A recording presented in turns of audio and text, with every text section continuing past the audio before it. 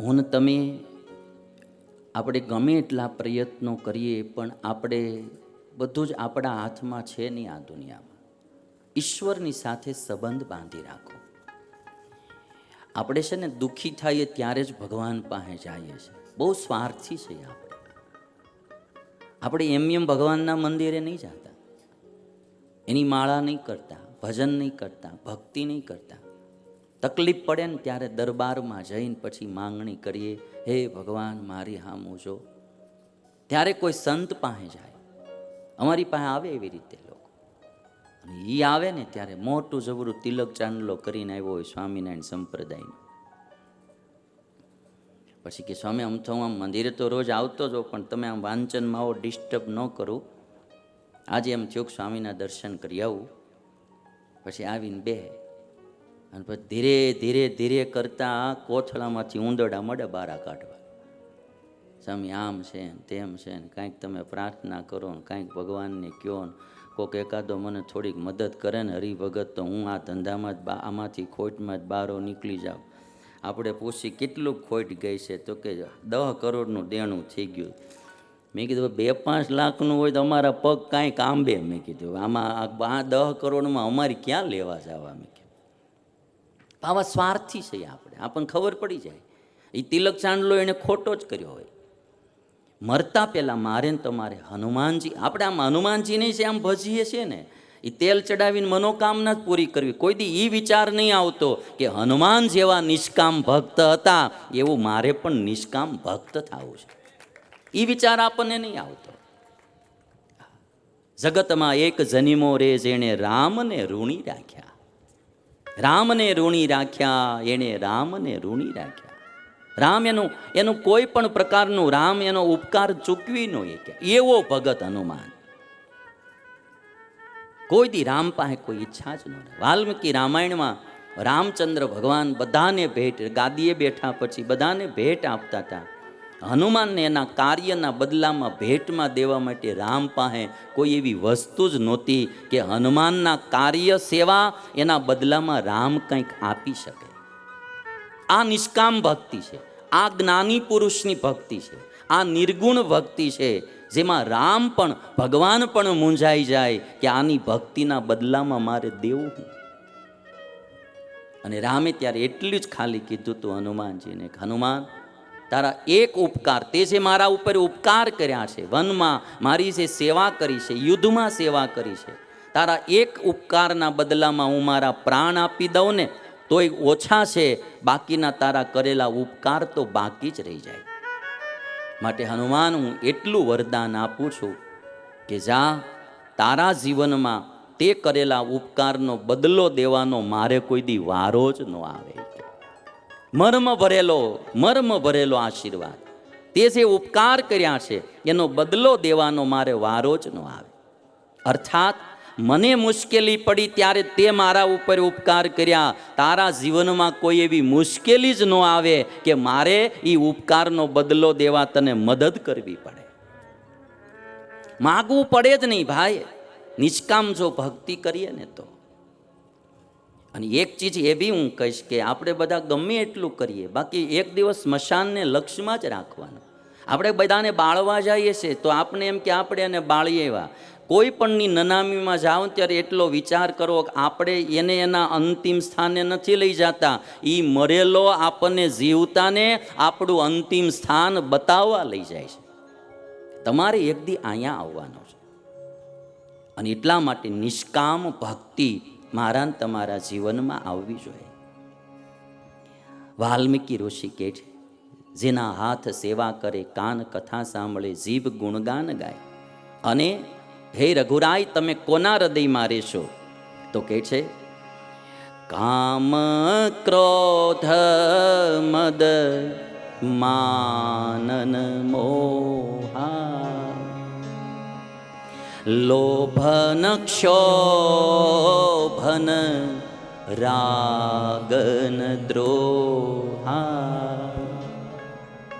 હે રઘુરાય, જેનામાં કામ ન હોય, ક્રોધ ન હોય, મદ ન હોય, માન ન હોય, મોહ ન હોય, જેનામાં લોભ ન હોય, જેને કોઈ પણ પ્રકારના સુખ દુઃખ આવે તો કોઈ ક્ષોભ ના હોય, જેના દિલમાં રાગ ન હોય, જેનામાં કોઈ દ્વેષ ન હોય, એવાના હૃદયમાં તમે નિવાસ કરજો.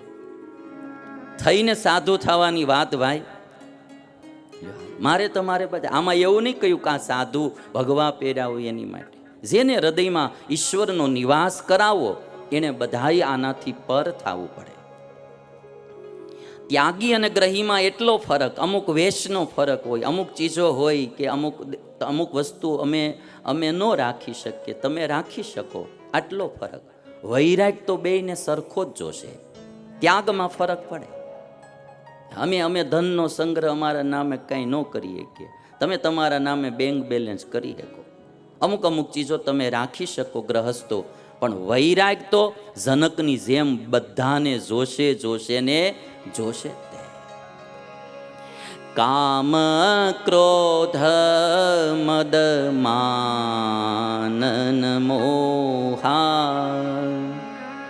લોભન ક્ષોભન રાગન દ્રોહા જીના કે કપટ દંભા નહીં માયા તીન કે હૃદય બસ ફૂર ઘુરાયા.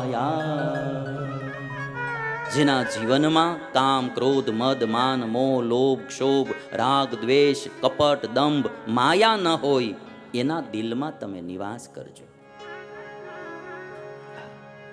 અને વાત કરે વાલ્મીકી ઋષિ, સબકે પ્રિય સબકે હિતકારી.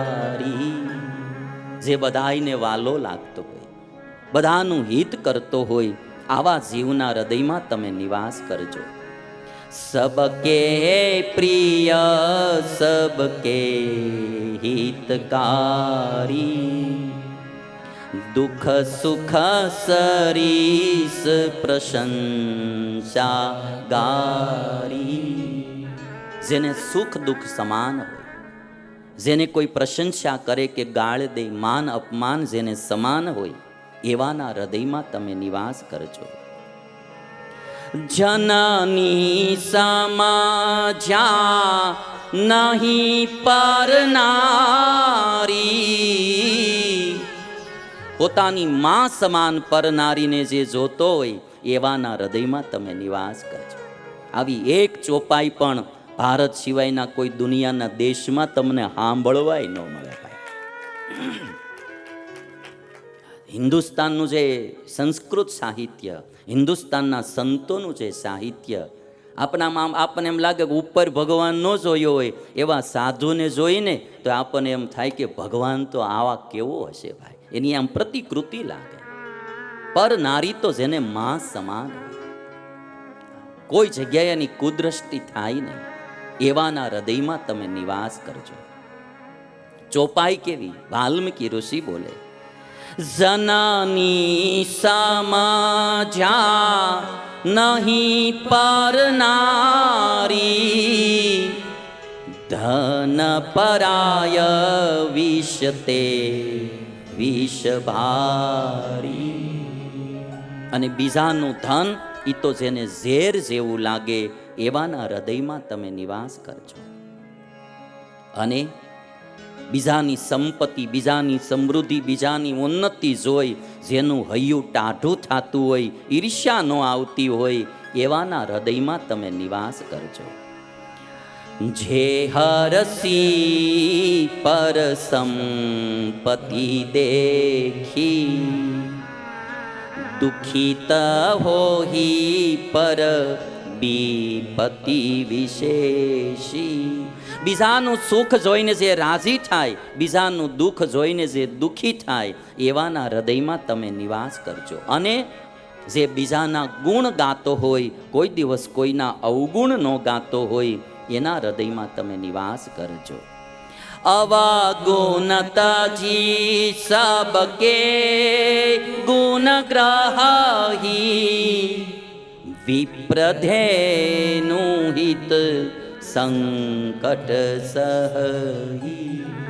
જે બીજાના ગુણ ગાતો હોય, કોઈનો અવગુણ ન ગાય, એવાના હૃદયમાં હે રામ તમે નિવાસ કરજો.